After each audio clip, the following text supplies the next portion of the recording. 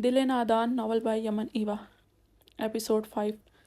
आज संडे था। अजवा भरपूर नींद लेकर उठी। फ्रेश होकर मुलाजमा से नाश्ता तैयार करवाया, जो आम दिनों की निस्बत काफ़ी हेल्दी था।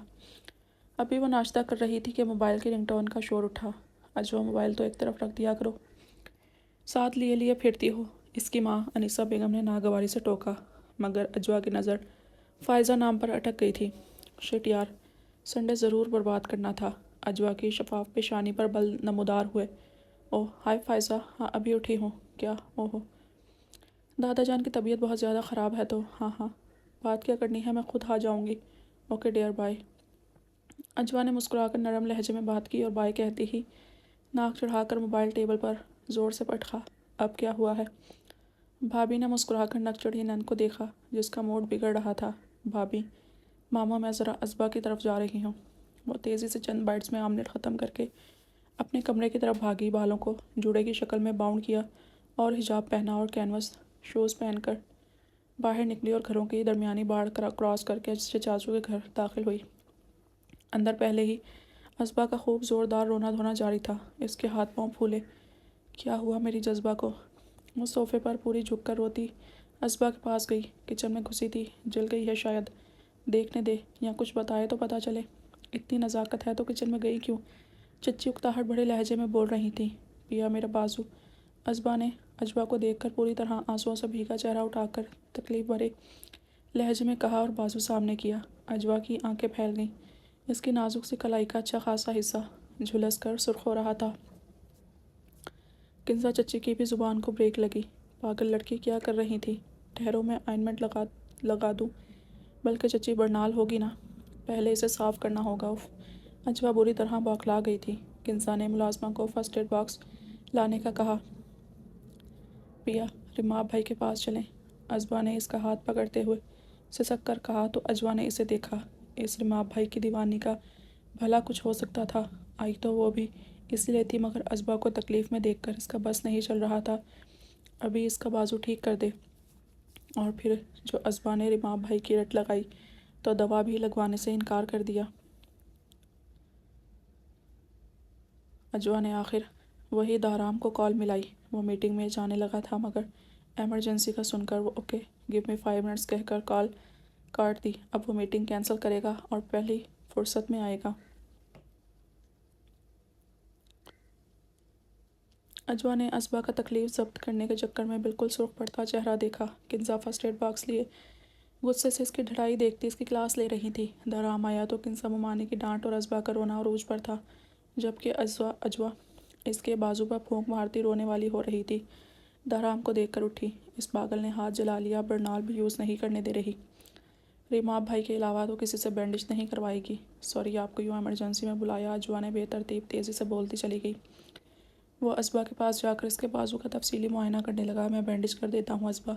रिमाब बेचारा हार्ट सर्जन बन चुका है और तुम दोनों ने इसे अब भी इन छोटे मोटे चक्रों में घसीटा हुआ है। दाराम जानता था अगर वो ले गया तो रिमाब हद से ज़्यादा चिढ़ जाएगा। तभी फर्स्ट एड बॉक्स उठाते हुए बोला। असबा रोना भूल कर इसका मुंह देखने लगी। फिर अजवा को देखा, वो भी हौनक ज़दा थी। नहीं, मैं रिमाब भाई से बैंडेज।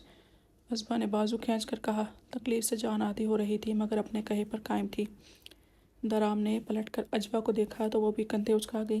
किंजा बेगम की बड़बड़ाहटें फिर से जारी हो गई थी, साथ में अजवा का रोना भी।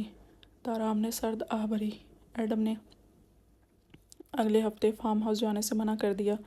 एलिज़ाबेथ ने फोर्स नहीं किया। वो लास्ट वीक वाली बदमज़गी पर अभी भी अपसेट है। वो अपने घर रुके और एलिज़ाबेथ ने इसे अपने माजी की बहुत सी यादें शेयर की, जिन्हें तवज्जो से सुनते इसने अपनी माँ का खूबसूरत चेहरा देखा, जहाँ उदासी थी और नीली आंखों में उदासी का नीला पानी। एडम ने सुना था लोग कहते हैं बेटियों के नसीब माँ वाले होते हैं। वो सोचता था बेटी या बेटा मैटर ही नहीं करते, अक्सर बदनसीब माँ या बाप की औलाद का नसीब ना होना तो उदासी और आंखों का भीगापन तो विरसे में ही मिल जाता है। वो अपनी माँ की उदासी कम करना चाहता था, इसे हंसाना चाहता था, मगर इस रोज़ इसे पता चला था कि इसकी ज़ात में खुशी फैलाने वाले जुगनू ही नापैद थे।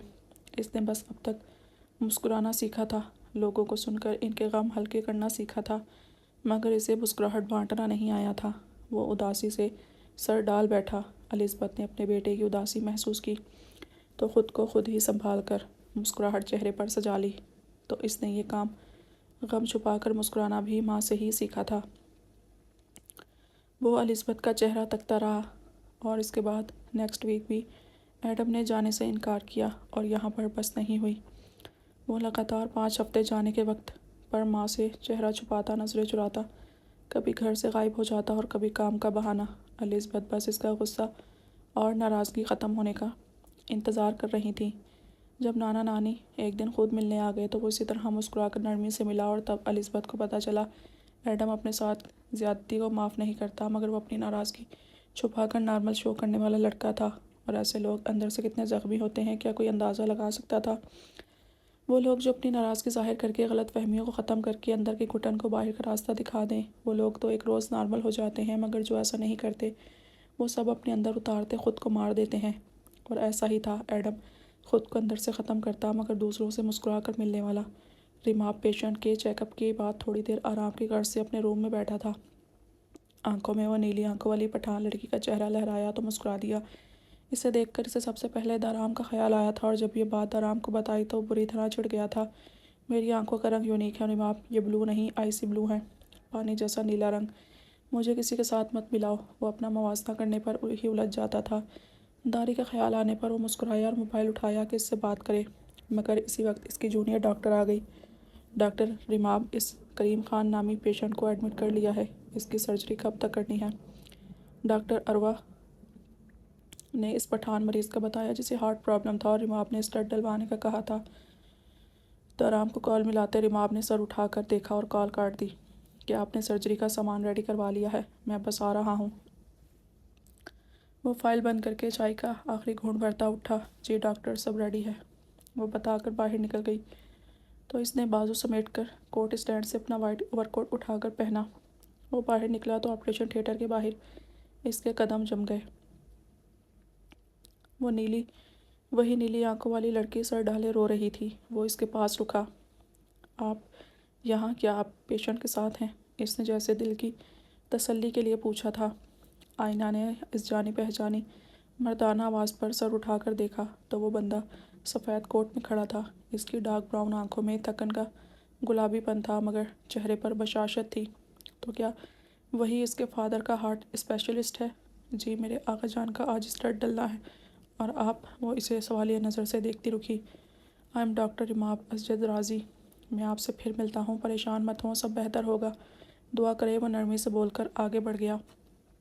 آئینہ اپنی جگہ بیٹھی رہی۔ اس کا نرم لہجہ کتنی اپنائیت سمیٹے ہوئے تھا کہ اس کے دل کو ایک دم سکون سا ہوا، جیسے یقین تھا وہ سب سنبھال لے گا۔ ریماب ازجد رازی، اس نے زیر لب نام دہرایا اور آنکھوں کو رگڑ کر آنسو صاف کیے اور ٹیک لگا کر بیٹھی۔ ریماب کی شاندار شخصیت آنکھوں میں ٹھہر گئی تھی۔ اس کا سفید گندمی رنگ اور دراز قد اس سفید کوٹ میں اتنی سج رہی تھی جیسے یہ لباس بنا ہی اس کے لیے ہو۔ سوچا میں گم بیٹھے نہ جانے کتنی ہی دیر گزری تھی جب وہ اس کے سامنے آیا، چہرے پر وہی نرم مسکراہٹ لیے۔ اتنی فکر مند کیوں ہیں؟ آپ کے فادر بالکل ٹھیک ہو جائیں گے، سب ٹھیک ہے۔ اس کے جملے اور لہجے سے اسے بھی حوصلہ ہوا۔ شکریہ ڈاکٹر، پھر بھی کوئی خاص احتیاط یا علاج؟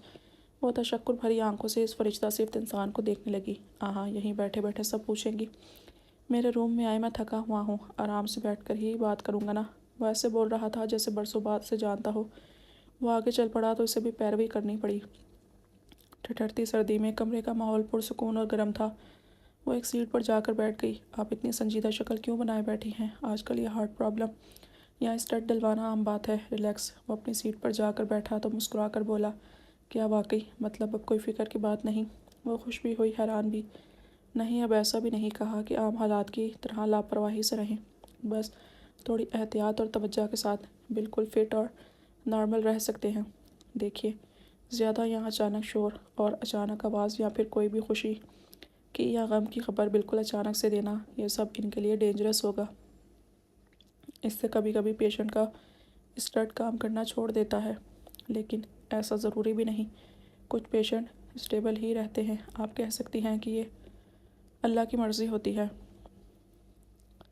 تو سروائیو کرنا یا نہ کرنا، کیونکہ ہمیں نہیں پتہ ہوتا، تو بس احتیاط کریں۔ اس نے اس انداز سے سمجھایا کہ خطرہ واضح بھی کر دیا مگر حوصلہ بھی نہیں ٹوٹا۔ وہ سر ہلاتی کچھ پرسکون ہوئی تھی۔